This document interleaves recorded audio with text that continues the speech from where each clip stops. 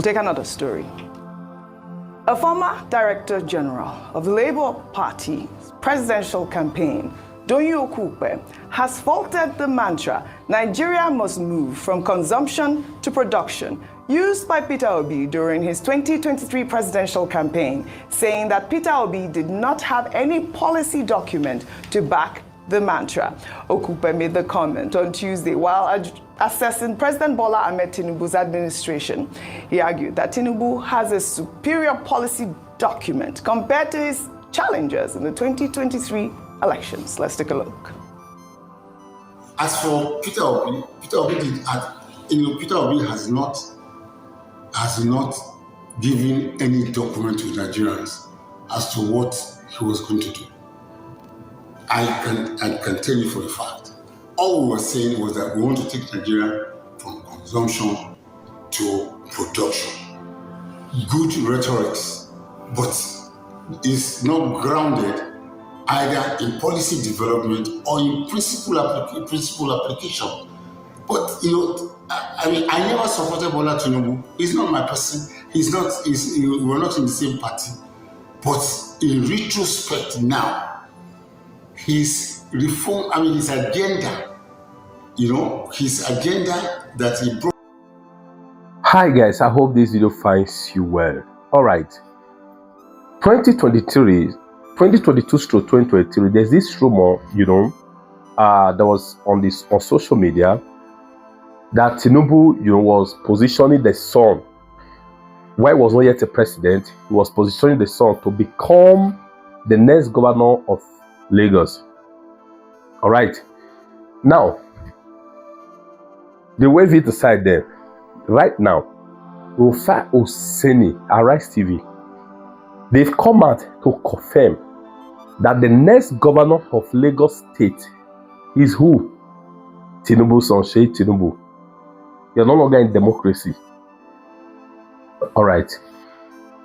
In this video you're also about to watch is that of Doying Okukpe, the former DG of PetrObi presidential campaign. All right.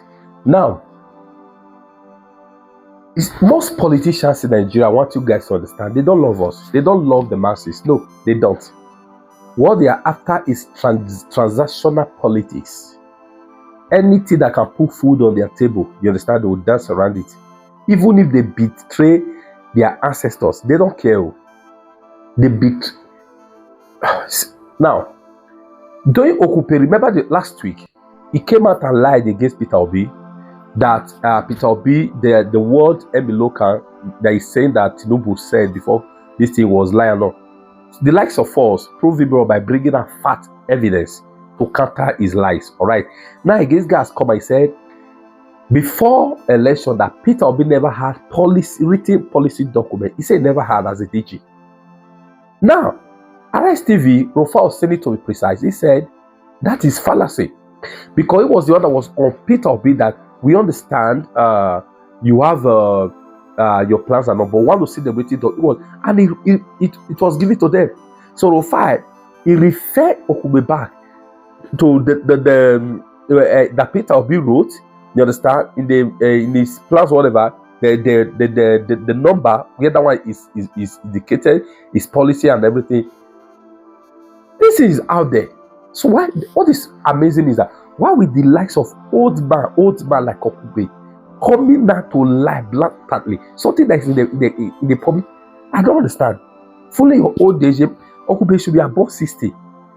This is disgraceful. This is shame, man. Also, in the video you're about to watch, is that of a couple. Some of you may have seen the video. Okay, where they were stopped by Army General in Abuja, and this couple were brutalized just by saying that this guy were trying to attack Army General. Guys, anyway, the Chief of Army Staff is already on it. Guys, as you watch this video, it's short but loaded. Kindly like this video and please share. Number one, if you hate lies, if you hate oppression, share this video to educate Nigerians.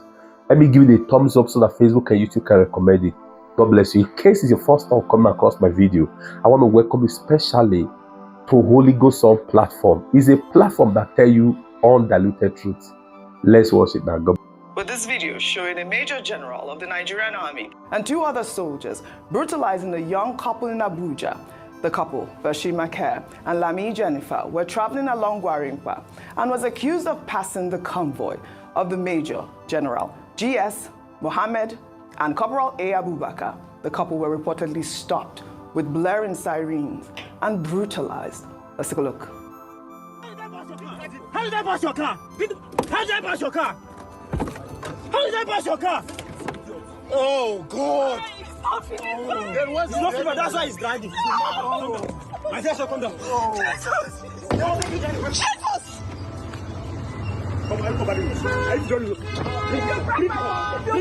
Bring this one. Why are you covering?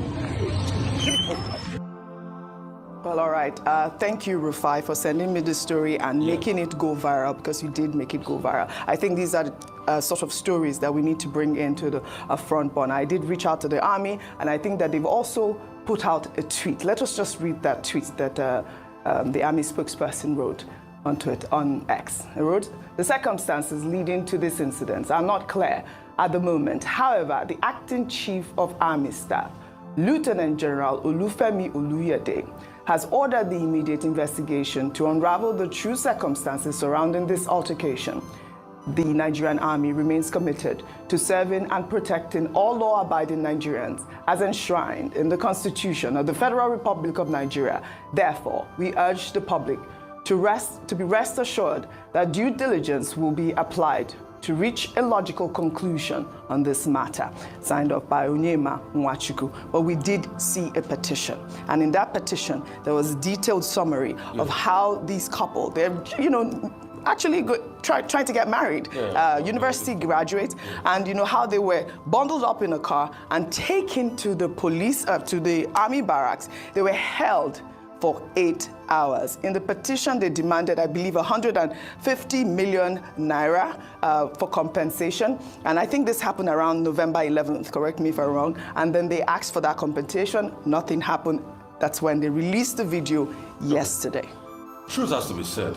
No matter what the army reacts or how they react, that they're going to investigate it, it's not good enough. And it's a sad one for our country. Unbelievable. And that's why, despite the fact that we recognize the work the army is doing as regards keeping this country together, things like this are really off-putting. No matter what it's worth, another citizens torturing them.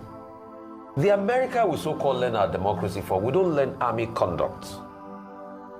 I have seen police officers stop military officers in America and get them arrested. In Nigeria, the reverse is the case. Maybe because of our military background. But we cannot afford to resume and return to things like this. So, whatever the case might be, there might have been a skirmish on the highway. But beating them up, and after beating them up, arresting them in the petition, what he also says is that the person there said, you can't release them until I come back. So it was until when that officer came back to the police station, that's when they could release them.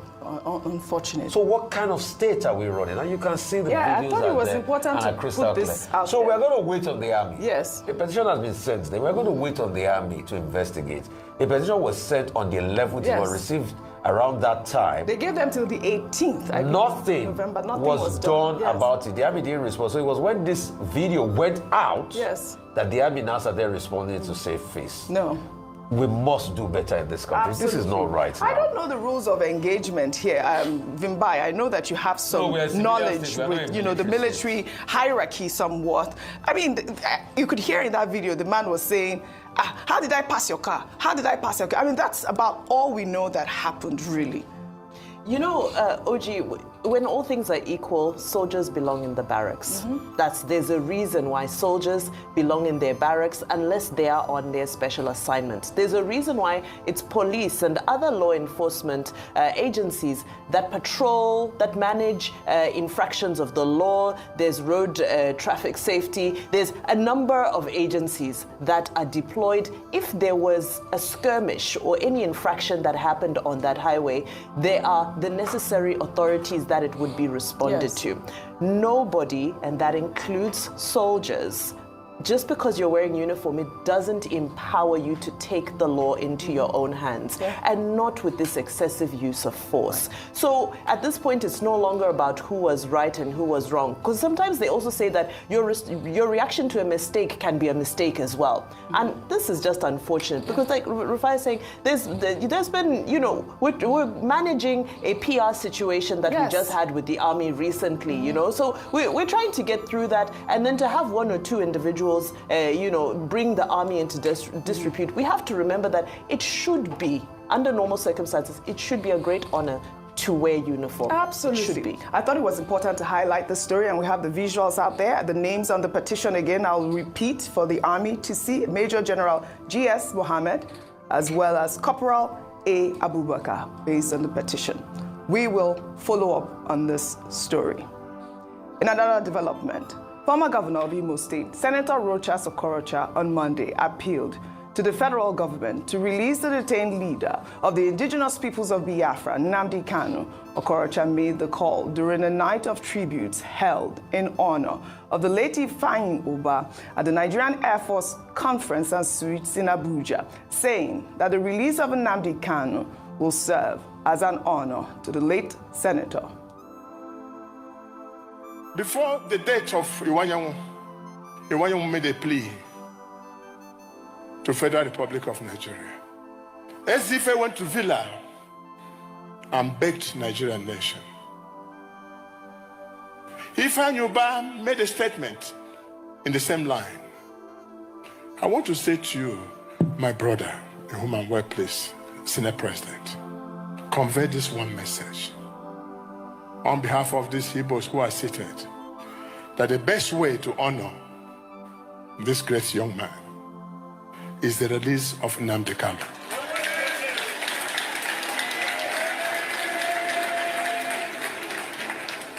So that the Igbos can go home and reorganize their place.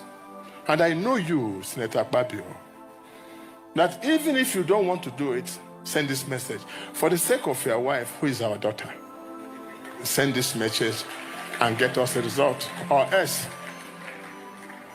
your wife is not too far from taking back home.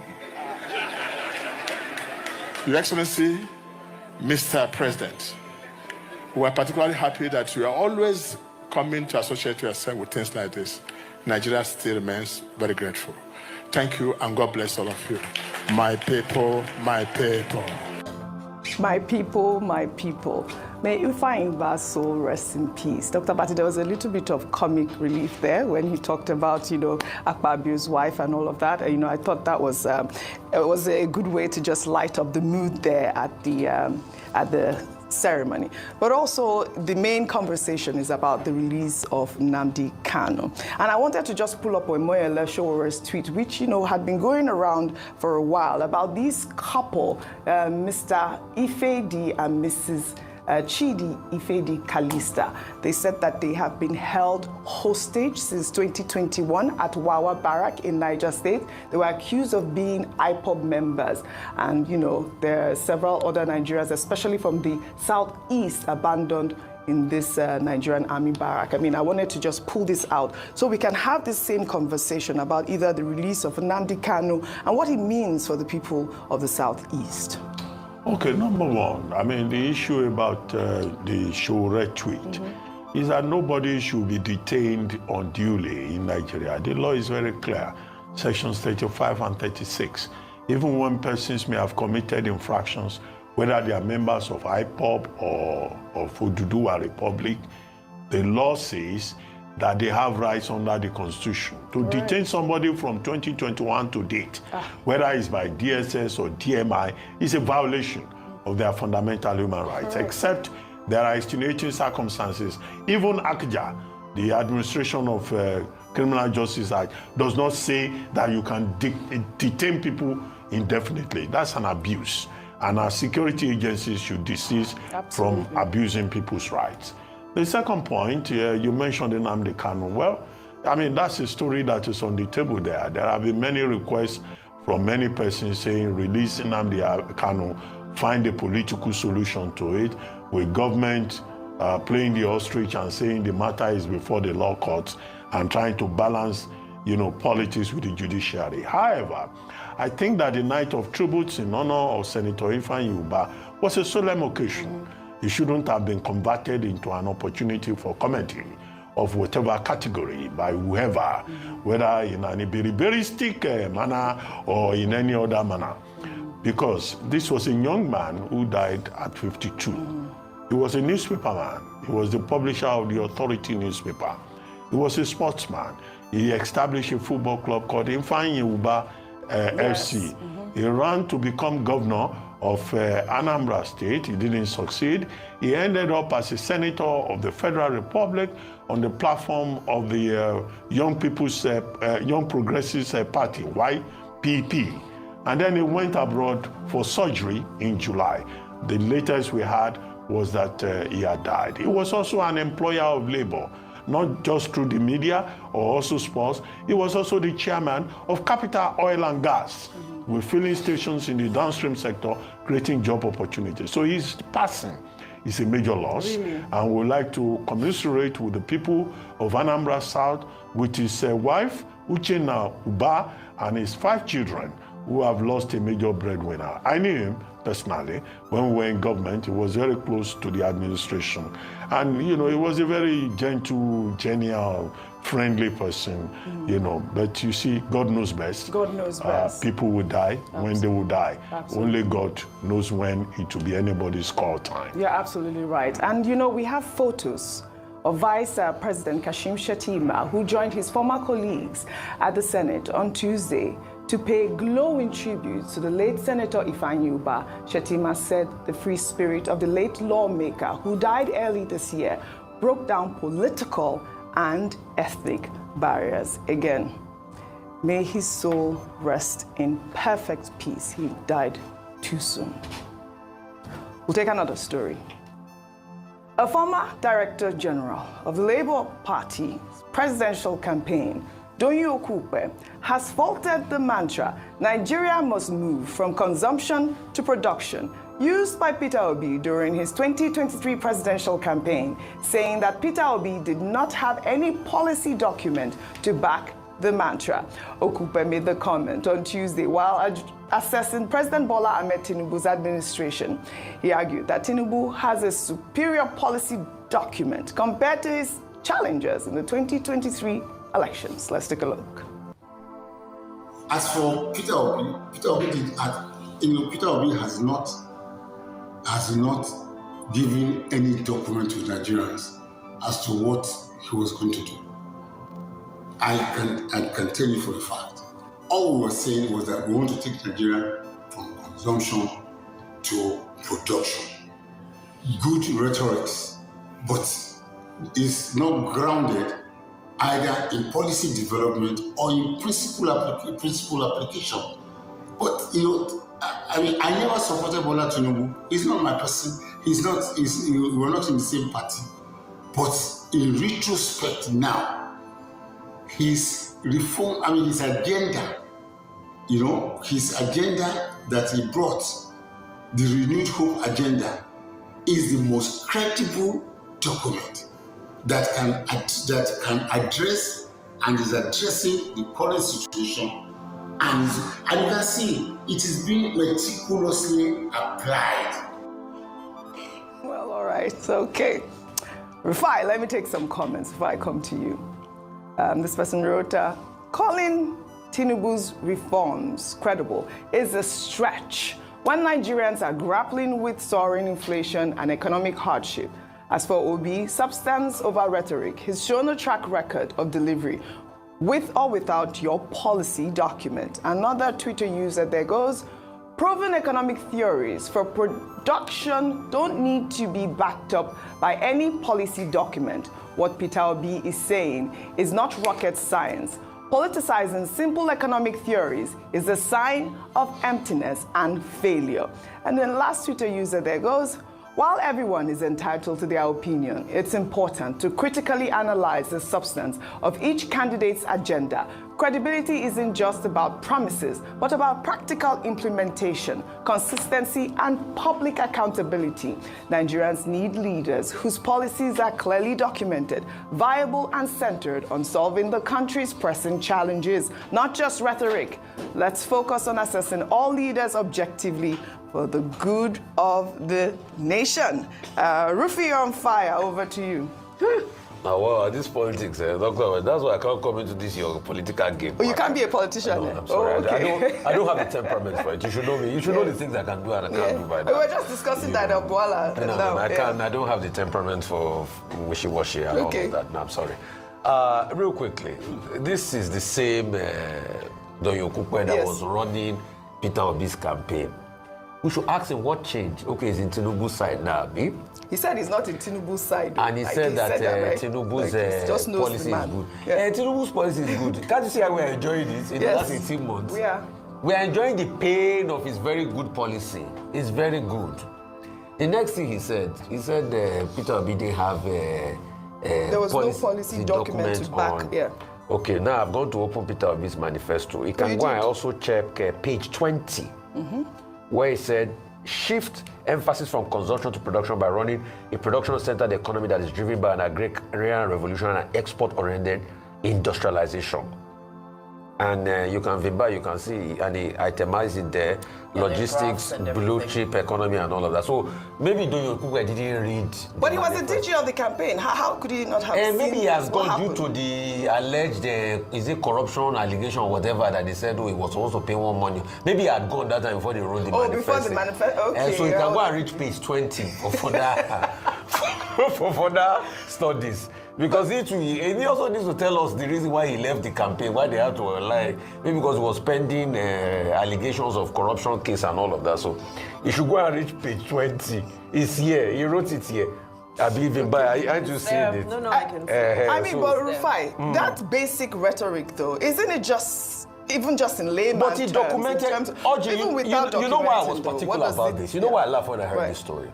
I remember... And I'm not saying this to hold proof for PetrObi, please. I'm a very factual, empirical human being. PetrObi was not keen on writing a manifesto. Rufai, was one of those that kept on pushing anytime he came for an interview. You remember he would say, it's just a document, they will just write. I said, no, the people deserve a manifesto. You can bear me witness in the interviews. I kept on insisting that there must be a manifesto. I remember particularly, and I read through all the manifestos. I still have what President Tinubu talked about is close to double-digit economic growth, all he wanted to do with agricultural boards and everything. I read Atiku's manifesto. I read all the manifesto letter to letter. That's why I brought it out for Mr. Doying Okukpe. He has written something on this. I guess you don't call this a policy document. It's in page 20. All right. Well, I rest my case. All right. Well, speaking about President Tinubu's reforms, I mean, he's already been tagged as the traveling president so far. How many foreign trips have you said that he's made so far, Dr. Bati? Well, it should be 30 now. 3-0? Yeah, if you add Brazil. Did you say 3-0? I thought it was 19 the last time we were counting. It was 29 before. Well, all right. It's 30 well, all right. If you add Brazil. Can I pull 30 up? now.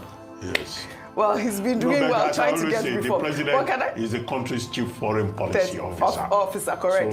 So let's just pull up the picture of the day. So, yeah, he's working, absolutely. Another story that was trending, that has been trending, is the endorsement of President Bola Ahmed Tinubu's son, Sheyi Tinubu, as the next governor of Lagos State by the coalition of Nigerian youth leaders, a group representing youth organizations across Nigeria's 6 geopolitical zones. The group highlighted Sheyi Tinubu's potential to build on the foundation laid by his father, President Bola Ahmed Tinubu, during his tenure as Lagos State governor. They praised Tinubu's transformational leadership, which elevated Lagos to the center of excellence, and expressed confidence that Sheyi would surpass his father's achievements if elected. Dr. Abati, it's great. This statement was issued on Tuesday. Quickly, I'll try to be brief because we don't have time. Yeah. Well, I mean, the youths of Nigeria, they say they are a coalition.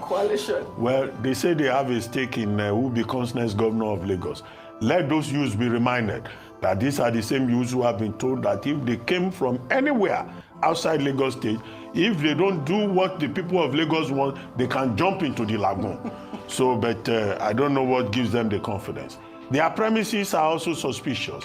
They are saying that because President Tinubu did well as governor of Lagos, his son too will do well. Well, is it by osmosis that you acquire leadership qualities? That looks very strange to me. They say that it is the time for a young person to be governor of Lagos State. Young people have always been governor of Lagos.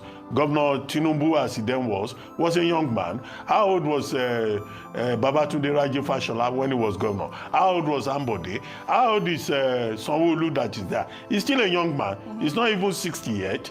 So that argument also falls flat. The only thing that I see is that they say Sheyi Tinubu is very capable, is knowledgeable and all that. Okay, they can say that. They will have to convince us. But we should know that this is not a dynasty. No. This is a democracy. Oh, really? Nigeria is not Equatorial Guinea. Nigeria is not Cameroon. Okay. If they want to propose Sheyi Tinubu, they should do so. But he will be assessed on his own merit. That's it. Not on the basis of DNA, which we cannot really push. And finally, I think if President Tinubu wants to make his son governor, this is probably the best time. After all, it's Emilokon. So we can have Emilokon in Abuja and also have Emilokon in Lagos. I rest my case. All those words that, with due respect, also they are speaking is not a dynasty. It's not a this. They will assess him. It's English you are speaking. You have said it. Your last phrase is Emilokon. Sheyi Tinubu, Your Excellency, sir, welcome to the governorship of Lagos. Orodile Babeni. You too, you will be it. All this what we are talking. It doesn't matter. Election period, they will come now. Before you know, you are governor. So, Governor Sheyi Tinubu. Governor Sheyi Tinubu of Lagos. That's just, you see, we can deceive ourselves so much. You see, I can talk very comically and all laughter, but I cry for Nigeria because that's what Nigeria has become. Is it only Tinubu that is doing it? What are other politicians that have put their children there? Where are you talking about one in Edo State that put his child as a commissioner? So if they say it's time for Sheyi Tinubu, is he us here? We will just talk. But it's as if there's a fair assembly already. For them to mute this idea, for them to even put it in the public space, it looks like it's going to happen. Did they endorse him in the last election cycle? No. All right. It looks like it's going to happen. And conversations are already on. Before you know it, they will just start putting it in our face. So, all right. Accept it already. There's nothing you can do about it. Lagos. A dynasty, what do we call it? Has been formed. It has gone full circle. A Miloko dynasty is already in Lagos. So let's stop deceiving ourselves. I'm a realist to the core. Well,